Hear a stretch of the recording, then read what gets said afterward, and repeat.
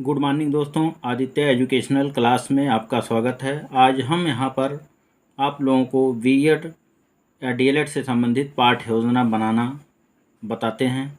जैसे सबसे पहले ऊपर हम लिखते हैं पाठ योजना, उसके बाद विद्यालय का नाम, विद्यालय जिस विद्यालय में आपको शिक्षण कार्य करना है उस विद्यालय का नाम लिखते हैं। जैसे यहाँ लिखा हुआ बाबू राजकिरण सिंह स्मारक इंटर कॉलेज औलियापुर। उसके बाद छात्राध्यापिका का नाम या छात्राध्यापक का नाम, जो आपका नाम होगा यहाँ पर लिखेंगे। दिनांक उस दिन का डालेंगे जिस दिन आपको शिक्षण कार्य करना है, उसका दिनांक। कक्षा 8 मतलब प्रकरण जो है कक्षा 8 का है। वर्ग बी, विषय गृह विज्ञान। चक्र थर्ड, चक्र का मतलब है कि किस घंटे में आप पढ़ाने जा रहे हैं, उस घंटा तीसरा घंटा। अवधि जो है 36 मिनट है। प्रकरण रक्त। उसके बाद सामान्य उद्देश्य लिखते हैं। सामान्य उद्देश्य में छात्राओं में गृह विज्ञान विषय के प्रति रुचि जागृत करना। दूसरा, छात्रों का मानसिक व बौद्धिक विकास करना। तीसरा, छात्रों में वैज्ञानिक दृष्टिकोण को उत्पन्न करना। चौथा, छात्राओं को वैज्ञानिक सिद्धांतों से अवगत कराना। पांचवा, छात्राओं को शरीर से संबंधित अनेक संरचनाओं को अवगत कराना।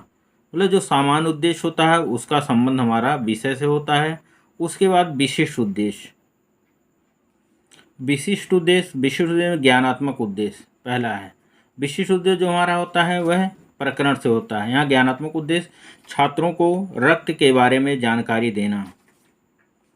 बोधात्मक, छात्रों को रक्त के कार्यों को अवगत कराना। कौशलात्मक, छात्रों को रक्त के बारे में सकारात्मक अनुभूति का अनुभव कराना। चौथा, छात्रों को रक्त संरचनाओं, कार्य एवं रक्त समूहों की जानकारी देना। उसके बाद सहायक सामग्री लिखते हैं। जैसे यहाँ लोग लपेट, सैंपट, चाक, टेस्टर व अन्य कक्षा उपयोगी सहायक सामग्री, ये आवश्यक सहायक सामग्री है। उसके बाद हम शिक्षण कार्य में जिस सहायक सामग्री का प्रयोग करते हैं, चाहे चार्ट हो या मॉडल हो या वास्तविक चीज़ हो, तो उसको भी यहाँ पर लिखते हैं। उसके बाद पूर्व ज्ञान में छात्र मानव रक्त के बारे में सामान्य जानकारी रखते हैं। फिर उसके बाद प्रस्तावना के प्रश्न। प्रस्तावना में यहाँ 3 कॉलम बनाए: प्रस्तावित प्रश्न, संभावित उत्तर और सहायक सामग्री। प्रस्तावित प्रश्न के स्थान पर हम छात्राध्यापक का क्रिया या संभावित उत्तर के स्थान पर छात्र क्रिया लिख सकते हैं। जैसे पहला प्रस्तावना के बाद श्वसन क्रिया के दौरान कौन सी गैस ग्रहण करते हैं। मतलब छात्राध्यापिका पूछते हैं कि श्वसन क्रिया के दौरान कौन सी गैस ग्रहण करते हैं, तब छात्र उत्तर देते हैं ऑक्सीजन। दूसरा, ऑक्सीजन का क्या कार्य है, तो छात्र भोजन का ऑक्सीकरण करना। तीसरा, भोजन पचने के बाद संपूर्ण शरीर में किसके द्वारा पहुंचता है, छात्र उत्तर रक्त के द्वारा। चौथा, रक्त के बारे में आप क्या जानते हो। अब ये समस्यात्मक प्रश्न आ जाता है, छात्र जो है मौन हो जाते हैं।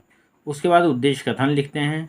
उद्देश्य कथन में बच्चों आज हम लोग रक्त के बारे में अध्ययन करेंगे। उसके बाद प्रस्तुतिकरण लिखते हैं। अध्ययन अध्यापन की सुविधा की दृष्टि से हम प्रस्तुत पाठ को 2 सोपानों में बांटकर अध्ययन करेंगे। उसके बाद हम प्रथम सोपान उसके बाद शिक्षण बिंदु, छात्राध्यापिका क्रिया, छात्र क्रिया। शिक्षण बिंदु, रक्त का परिचय। रक्त क्या है, तो छात्र उत्तर देते हैं तरल संयोजी ऊतक है। दूसरा, रक्त का रंग लाल किसके कारण होता है, तो छात्र हीमोग्लोबिन के कारण रक्त का रंग लाल होता है। तीसरा, रक्त में जल की मात्रा कितनी होती है, तो छात्र उत्तर दे 90 से 92% जल की मात्रा होती है।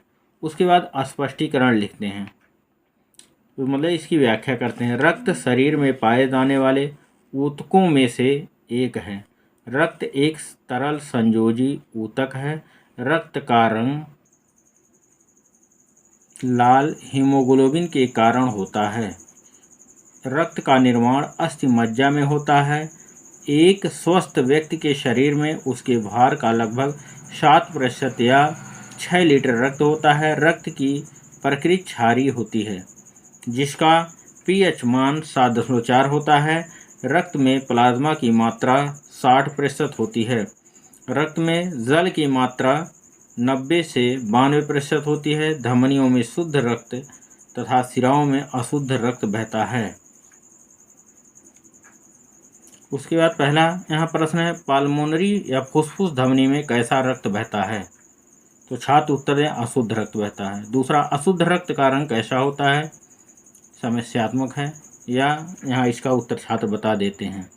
फिर उसके बाद स्पष्टीकरण होता है, लिखते हैं, धमनियों में शुद्ध रक्त बहता है लेकिन पल्मोनरी धमनी में अशुद्ध रक्त बहता है, तथा पाल्मोनरी शिरा में शुद्ध रक्त बहता है। अशुद्ध रक्त का रंग बैंगनी तथा शुद्ध रक्त का रंग चमकीला लाल होता है। उसके बाद बोध प्रश्न बनाते हैं, श्यामपट्ट सारांश। बोध प्रश्न जो होते हैं पढ़ाए हुए पाठ से, जो इसके पहले पढ़ा दिया गया, उसके बाद इसी में से बोध प्रश्न पूछे जाते हैं कि पढ़ाया हुआ पाठ छात्रों को कितना याद हुआ है, और इसके उत्तरों को श्यामपट्ट पर पूरे वाक्यों में लिख दिया जाता है। जैसे पहला प्रश्न है, रक्त की प्रकृति कैसी होती है? तो छात्र उत्तर देते हैं, क्षारीय होती है। दूसरा, रक्त का पीएच मान कितना होता है?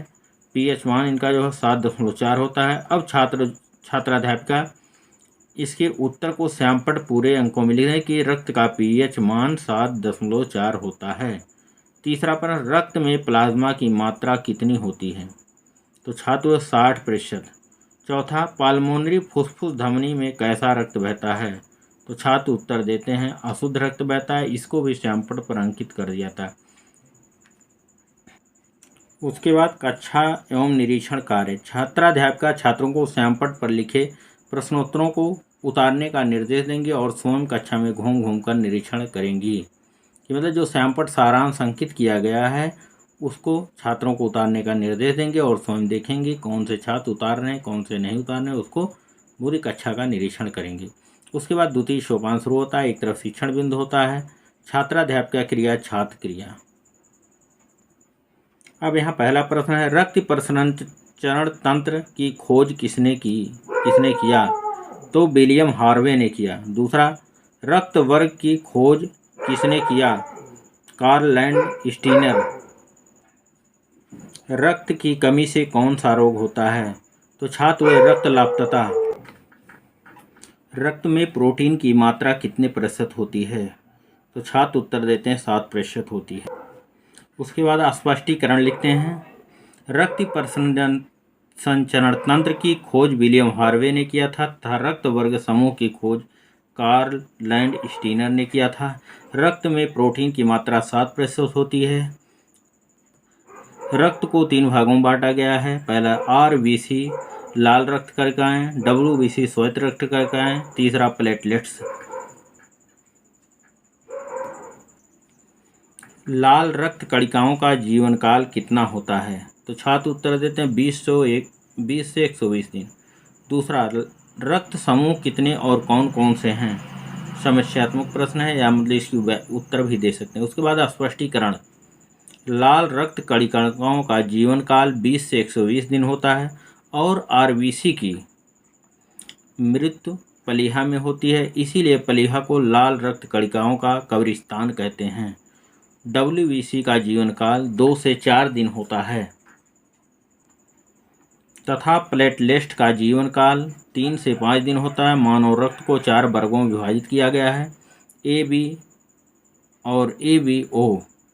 4 रक्त समूह O को सर्वदाता तथा AB को सर्वाग्रही कहा जाता है। रक्त की कमी से एनीमिया नामक रोग हो जाता है। उसके बाद बोध प्रश्न बनाते हैं। एक प्रश्न श्यामपट्ट सारांश, मतलब जो पढ़ाया हुआ है दूसरे सोपान का, तो उसमें उसी में से हम बोध प्रश्न बनाते हैं। पहला प्रश्न, सर्वदाता रक्त वर्ग किसे कहा जाता है? तो छात्र उत्तर देते हैं O को कहा जाता है। दूसरा, अब इसके उत्तरों को पूरे वाक्यों में श्यामपट्ट पर लिख दिया जाता है। दूसरा, लाल रक्त कणिकाओं का कब्रिस्तान किसे कहा जाता है? तो छात्र प्लीहा तथा तिल्ली को कहा जाता है। तीसरा, लाल रक्त कणिकाओं का निर्माण कहाँ पर होता है? तो छात्र उत्तर देते हैं अस्थि मज्जा में होता है। फिर चौथा, स्वस्थ मनुष्य के शरीर में लगभग कितना प्रतिशत रक्त होता है? तो 7% रक्त होता है। अब ये प्रश्न पूछने के बाद एक बारी बारी से एक प्रश्न पूछते हैं, उसके उत्तर को श्यामपट्ट पर लिखते हैं, मतलब श्यामपट्ट सारांश हो जाता है।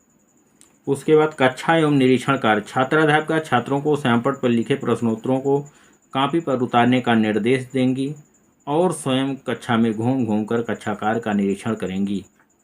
फिर उसके बाद पुनरावृत्ति के प्रश्न पूछे जाते हैं। पुनरावृत्ति के प्रश्न क्यों पूछे जाते हैं? क्योंकि पढ़ाया हुआ जो पाठ है उसकी पुनः आवृत्ति हो जाए।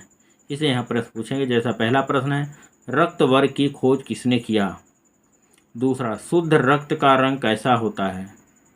तीसरा, रक्त कणिकाओं की संख्या कितनी है? ये पुनरावृत्ति के प्रश्न होंगे। उसके बाद गृह कार्य। गृह कार्य में रक्त का परिचय देते हुए रक्त समूहों का वर्णन कीजिए।